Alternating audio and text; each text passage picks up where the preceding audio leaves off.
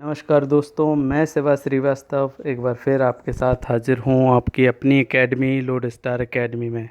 आज हम देखेंगे कंप्यूटर का पार्ट 4, जिसके अंदर हम देखेंगे एमएस ऑफिस मतलब माइक्रोसॉफ्ट ऑफिस। इसके मेनली 3 पार्ट से क्वेश्चन बनते हैं। एक MS Word, Microsoft Word, Microsoft Excel और माइक्रोसॉफ्ट पावर पॉइंट। सबसे पहले हम देखते हैं एमएस वर्ड। तो मैं आपको पहले भी बता चुका हूँ कि माइक्रोसॉफ्ट जो है एक कंपनी है ना, बिल गेट्स द्वारा बनाई गई है, जो वर्ड प्रोसेसिंग के लिए जानी जाती है। और ये जो है ऑपरेटिंग सिस्टम्स बनाती है। अक्टूबर 1983 में इसने पहली बार CUI पे आधारित एक ऑपरेटिंग सिस्टम बनाया था, जिसे MS DOS यानी माइक्रोसॉफ्ट डिस्क ऑपरेटिंग सिस्टम के नाम से जाना गया है ना। इसे ज़ाइनिक्स के लिए भी ये जो है माइक्रोसॉफ्ट ऑफिस और माइक्रोसॉफ्ट वर्ड, इसका पहला वर्जन वर्ड 1.0 जारी किया गया 1981 1981 में। माइक्रोसॉफ्ट ऑफिस ने क्या किया कि प्रोग्राम्स, ये जो दोनों प्रोग्राम्स थे, इन दोनों को हायर किया और MS DOS और Xenix के लिए 1983 में मल्टी टूल वर्ड नामक एक सॉफ्टवेयर जारी किया। मतलब MS DOS और Xenix इन दोनों को मिला के 83 में उसने क्या किया, एक मल्टी टूल वर्ड नाम का सॉफ्टवेयर बनाया। किसने बनाया? माइक्रोसॉफ्ट ऑफिस, माइक्रोसॉफ्ट कंपनी ने। तो हमें बस ये चीज़ याद रखनी है कि पहली बार कब बना, 1983 में, और इसका नाम क्या था? MS tool word. फिर बाद में इसका नाम बदल के माइक्रोसॉफ्ट वर्ड किया गया। 1983 में जब ये पहली बार बना तो इसका नाम रखा PC वर्ड। और ये जो एक मैगज़ीन थी PC वर्ड नाम की, उसके साथ में इसकी जो फ्लॉपी डिस्क है, पहले फ्लॉपी डिस्क चलती थी, आजकल DVD VCD बात चलने लगी हैं। तो जो फ्लॉपी डिस्क है उसमें इसका प्रोग्राम लोड करके और सबको फ्री में बांटी गई थी, ताकि लोगों को पता चल सके इसके बारे में, है ना। तो इसका जो पहला वर्जन है, हम कह सकते हैं सक्सेसफुली 1989 में रिलीज़ किया गया। तो आपको बस यहाँ से एक चीज़ याद रखनी है कि 1989 में MS वर्ड का पहला वर्जन रिलीज़ किया गया। ठीक है, यहाँ पे मैं बता दे रहा हूँ, ये लिखा है यहाँ पे MS वर्ड का पहला वर्जन 1989 में रिलीज़ किया गया। ठीक है, आगे देखते हैं हम। इसकी यहाँ पे बहुत सारी विशेषताएं मैंने आपको दे रखी हैं।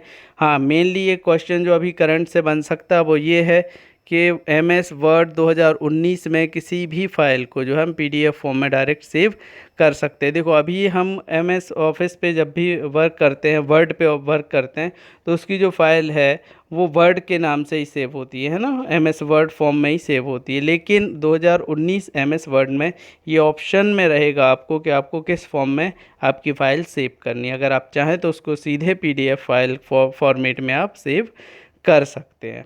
ठीक, ये आपको MS वर्ड मैंने आपको बना के बता रखा है कि यहाँ किस चीज़ को क्या बोलते हैं। जैसे कि ये कर्सर है, ये वर्क एरिया है, फॉर्मेटिंग टूल है, आपको दिख रहे होंगे, ये रिबन कहलाता है। ये ऊपर का, जैसे क्वेश्चन आता है, वर्क एरिया के ऊपर पूरा पार्ट जो है जहाँ फंक्शंस दिए रहते हैं वो सारा क्या कहलाता है? तो इसको रिबन कहते हैं, है ना। ये मेन मेन्यू है, print preview menu bar, title bar, जहाँ पे नाम आता है फाइल का वो कहलाता है टाइटल बार। ठीक, formatting tool bar, font style यहाँ से आप चेंज कर सकते हैं।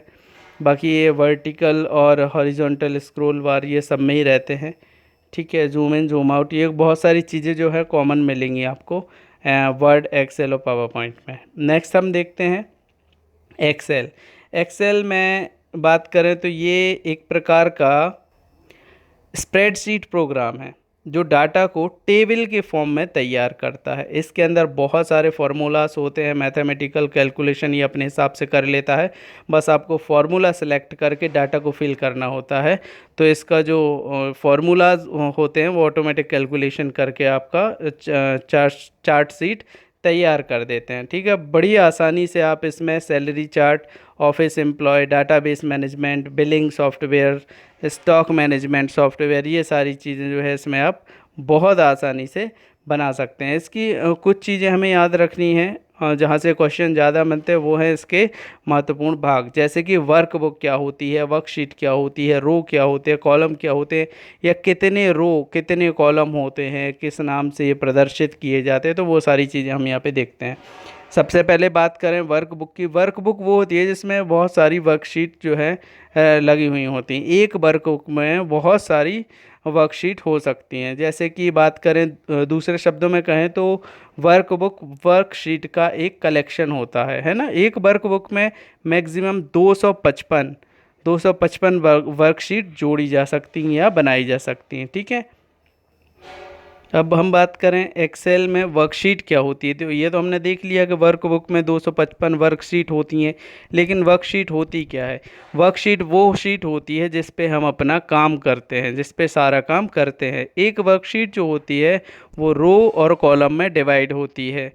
रो और कॉलम ये क्या होते हैं ये देखते हैं अपन आगे। सबसे पहले आपको ये चीज़ याद रखनी है कि वर्कशीट रो और कॉलम से मिलके बनती है और 255 वर्कशीट मिला के एक वर्कबुक बनती है। क्वेश्चन यहाँ से सीधा पूछा जा सकता है कि एक वर्कबुक में कितनी वर्कशीट होती हैं। अब देखते हैं हम रो। वर्कशीट जो है शीट 1, शीट 2, शीट 3 इस नाम से वर्कशीट को दर्शाया जाता है। और इस इधर मैक्सिमम हो सकता है शीट 255 यानी शीट 255 हमें पता है क्योंकि ये 255 वर्कशीट एक वर्कबुक में होती हैं। अब बात करें जब भी अपन पहली बार इसको ओपन करते हैं तो बाय डिफ़ॉल्ट 3 वर्कशीट खुलती हैं एक साथ, शीट 1, शीट 2 और शीट 3। ठीक है। रो देख लेते हैं। रो क्या होता है? रो जो हॉरिजॉन्टल यानी आड़ी लाइन होती हैं उसको रो बोलते हैं। इसे 1, 2, 3 से प्रदर्शित किया जाता है। जो कि अधिकतम रो की संख्या होती है वो होती है 10, 48, 576। आप लाख करोड़ के चक्कर में ना पड़ें, बस ऐसे ही इसको याद रखें। 10, 48, 576। 10, 48, 576 ये अधिकतम रो की संख्या होती है किसी एक्सेल में। ठीक है। एक्सेल की वर्कशीट में। ठीक है। ये चीज़ याद रखनी है आपको कि ये वर्कशीट के बारे में बात कर रहे हैं हम, ना कि पूरी वर्कबुक के। एक वर्कशीट में यहाँ पे लिखा है कि एक एक्सेल सीट में अधिकतम रो की संख्या 10, 48, 576 आ सकती है। ये ऊपर से नीचे की ओर बढ़ती है। अभी अपन देखेंगे कहाँ वर्कशीट कहते हैं किसी को रो, किसी कॉलम। कॉलम जो है वर्टिकल ब्लॉक यानी खड़ी लाइनों के द्वारा जो बने गए खंड हैं उनको कॉलम कहा जाता है। इन्हें ABCD से प्रदर्शित करते हैं। और अधिकतम कॉलम की संख्या 16,384 हो गई है, जो कि बाएं से दाएं की ओर होते हैं। सेल सेल वो होता है जिस पे हम अपना डाटा फिल करते हैं। इसे जो है हम रो और कॉलम का इंटरसेक्ट यानी रो और कॉलम से मिलके एक सेल बनता है। और जैसे मान लो पहली रो और पहले कॉलम का जो पहला वो सेल बना उसे हमने A1 नाम दे दिया। पहले हम नाम देते हैं कॉलम का, बाद में रो का। ध्यान रखना जैसे CR, पहले C यानी कॉलम आता है ABCD में, पहले C आता है तो कॉलम, बाद में R आता है तो रो। तो हमें इस तरीके से याद रखना है कि जब भी किसी सेल का नाम दिया जाए तो A1 देंगे, पहले कॉलम का नाम फिर C का। जैसे चौथा कॉलम है, पांचवी रो है तो चौथा कॉलम यानी ABCD, D आ जाएगा। पांचवी रो है तो उसको सीधे 5 से ही दर्शाएंगे तो आंसर रहेगा D5। तो क्वेश्चन ऐसे भी पूछा जा सकता है कि D5 में कॉलम है या D5 में रो है। तो इस तरीके से आपको आंसर देना है। अब एक्सेल की फार्मूला की बात करें तो एक्सेल में बहुत सारे फार्मूलाज होते हैं, उसमें खुद इनबिल्ट होते हैं। और आप अगर चाहें तो इसमें फार्मूलाज आप भी अपने तरीके से इसमें फार्मूला लिख सकते हैं। लेकिन फार्मूला को हमेशा इक्वल के साथ शुरू करना होता है, ये बात आपको ध्यान रखनी होती है। ठीक है। अब बात करें कि एक्सेल को किस तरीके से ओपन करें, तो ये हमें सबको पता है कि कैसे हम ओपन कर सकते हैं। नॉर्मल स्टार्ट बटन पर क्लिक करके MS ऑफिस में जाके हम एक्सेल को सिलेक्ट करके ओपन कर सकते हैं, या फिर डायरेक्टली Window+R दबाएंगे कीबोर्ड पे तो आपका जो है एक्सेल MS एक्सेल ओपन हो जाएगा। ठीक है। ये देखो एक्सेल है। इसमें बात करें ये जो दिख रही हैं आपको हॉरिजॉन्टल बोलते हैं, इन्हें आड़ी लाइन है, इनको बोलते हैं रो। ठीक है। ये देखो आपको 1, 2, 3, 4, 5, 6 से शो हो रही हैं। और जो ये खड़े वाले बॉक्स होते हैं इनको बोलते हैं अपन कॉलम। ये देखो ABCDEFG से जो है चलते हैं। ये देखो ये जो इसको बोलते हैं एक्टिव सेल। ये जो खंड दिख रहे हैं आपको बीच में छोटे छोटे बॉक्सेस दिख रहे हैं, ये रो और कॉलम से मिलके बने हैं। ये पहला है, इसमें पहला कॉलम A है और रो 1 है, इसलिए इसको बोलेंगे A1। और ये होता है आपका एक्टिव सेल। ठीक है। ये रो हेडिंग हो गई, ये कॉलम हेडिंग हो गई। रिबन, रिबन में लगभग सारा कुछ सेम होता है, थोड़ा बहुत डिफरेंट होता है। बाकी आप सारी चीज़ें यहाँ से देख सकते हैं। तीसरी हम बात करें एम एस पावर पॉइंट की। पावर पॉइंट का मेनली यूज़ किया जाता है प्रेजेंटेशन बनाने के लिए, ठीक है। इसमें बहुत सारी मल्टीमीडिया विशेषताएं होती हैं, जैसे कि फ़ोटो आप लगा सकते हैं, आवाज़ या कोई भी साउंड आप लगा सकते हैं, है ना, और प्रिंट का भी ऑप्शन होता है। उसके अलावा बात करें, इसके बहुत सारे जो भाग होते हैं उनमें से एक ऑफिस बटन होता है। ऑफिस बटन में मेन्यू बार होता है। इसमें एम एस पावर पॉइंट को बनाने वाली स्लाइड्स या फाइल, इनके बहुत सारे विकल्प होते हैं। उसके अलावा टूल बार जैसे कि नाम से ही हमें समझ में आ रहा है, इसमें बहुत सारे जो है कमांड्स और ऐड कर दिए जाते हैं, बहुत सारे कमांड्स होते हैं। टेक्स्ट एरिया वो एरिया होता है जहाँ पे हम स्लाइड में कुछ लिखते हैं। तो हम अच्छा, इसे हम एक बात और याद रखना कि इस क्षेत्र में जो हम प्रेजेंटेशन टेक्स्ट को लिखते हैं तो इसे प्रेजेंटेशन एरिया भी कहा जाता है, ठीक है। बात करें अगला, इसमें रिबन होता है, जैसे कि हम बाकी सारे भागों में देख चुके हैं। रिबन है, मेन्यू बार है, स्टेटस बार है, टाइटल बार है, ये सारी चीज़ें जो हैं आपको बाकी उन तीनों में भी होती हैं, एक्सेल में भी होती हैं, वर्ड में भी होती हैं, पावर पॉइंट में आपको दिखा ही रहा हूँ मैं, है ना। ये है आपका पावर पॉइंट। इस तरीके से यहाँ ऑफिस बटन है, क्विक एक्सेस टूल बार है ना, ये रिबन कहलाता है, ये मैंने शो कर रखा है आपको। ये टाइटल बार जहाँ पे नाम आता है फाइल का, वो टाइटल बार है। मेन्यू बार, और ये कहलाती है आपकी स्लाइड, यहाँ पे हमें प्रेजेंटेशन तैयार करना होता है, ठीक है। तो आज आपका एक्सेल, पावर पॉइंट और वर्ड यहाँ से ये समाप्त होता है। ये वाला टॉपिक हम कंप्लीट करते हैं। इसके अलावा आपके और जो भी डाउट हैं, आप उन डाउट को, उन क्वेरीज़ को कमेंट करें, और हाँ, चैनल को सब्सक्राइब ज़रूर करें ताकि मेरी अगली वीडियो आपके पास पहुँचती रहे।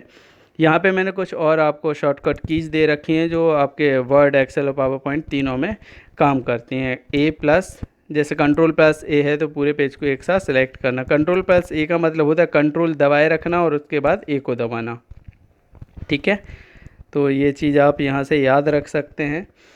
आज के लिए इतना ही, आगे मिलेंगे अगली वीडियो में अगले टॉपिक के साथ। धन्यवाद। Thanks for watching this video.